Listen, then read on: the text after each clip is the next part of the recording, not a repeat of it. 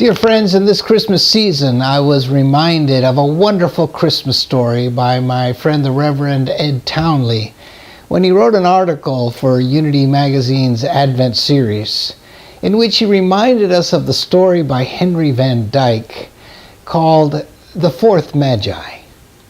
And it's the story of Artaban, a man who was destined to be the fourth of the three wise men who visited Jesus at the time of his birth.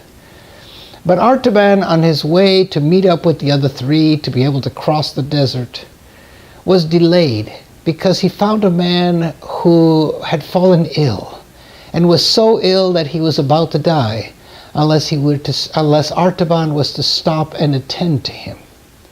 And so rather than meet up with his colleagues, he did stop, and he attended to him, and he stayed with him the time necessary for him to find the strength and to know that he would overcome the illness he was experiencing. Naturally, this delayed his pilgrimage. He was unable to meet up with the other three and went after them alone, crossing the desert alone on his way to Bethlehem. Unfortunately, he arrived 3 days too late. The Holy Family had already left, and also the three wise men had already left. And so Artaban was left with the 3 jewels that he had intended to give the king in his pocket. And he decided to continue his pilgrimage, his quest to meet up with the King of Kings, and went in search of him as a pilgrimage. Unfortunately, everywhere he went, he never met up with Jesus. He spent 33 years looking for Jesus, but along the way, he used his jewels to save the life of a baby, to save a woman from slavery, to help people in the way that he could. Everywhere he went, he attended to people with love, with kindness, with generosity. And on the day that he arrived in Jerusalem, the day of Jesus' crucifixion, he was on his way, hopefully to meet Jesus finally, when a tile fell on his head and he fell down to die, now an old man, frustrated because he had never been able to complete his mission.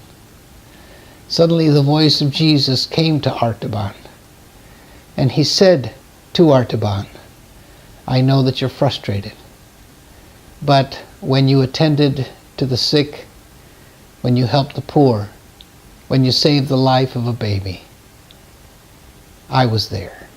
And the face that you looked upon those good people was my face."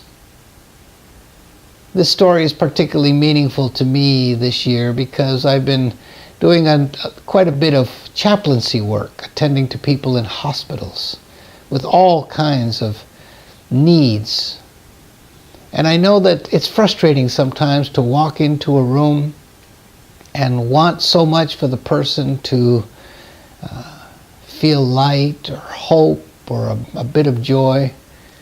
Sometimes one's successful, and sometimes you seem that you just don't do anything.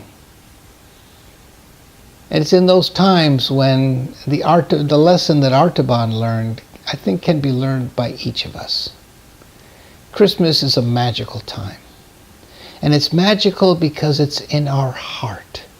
I don't think there's another time during the year when we are so enveloped with all kinds of symbols and rituals and ideas and food and music that signal towards one experience, the one magical Christmas experience of the birth of the Christ light within us.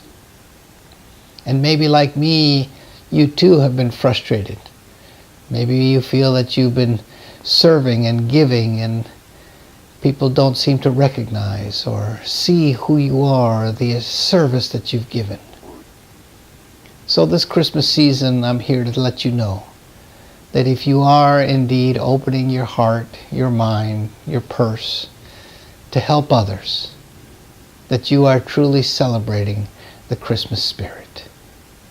And perhaps if you have been a little shallow in your Christmas spirit this year and you'd like to ramp it up a little bit, Find a way to give of yourself, of your time, of your talent, of your treasure in any way that you can.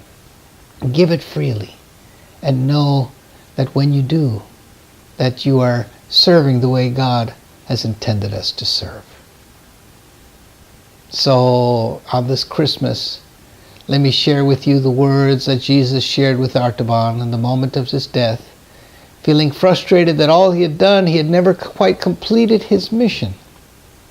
Well, Jesus said to him, when you clothed the poor, when you healed the sick, when you visited people in prison, when you attended to people's needs, when you did it to the least of these, you did it unto me.